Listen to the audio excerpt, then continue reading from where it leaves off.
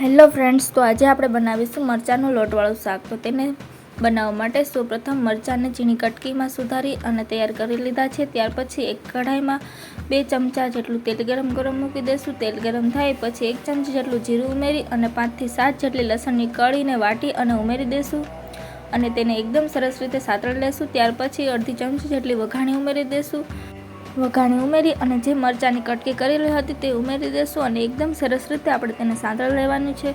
ત્યાર પછી મેં અહીંયા 1 કળશા જેટલું પાણી ઉમેરી દીધું હતું. ત્યાર પછી તેમાં મીઠું અને હળદર ઉમેરી દઈશું. સ્વાદ અનુસાર મીઠું ઉમેરવાનું છે અને તેને એકદમ સરસ રીતે મિક્સ કરી લેશું.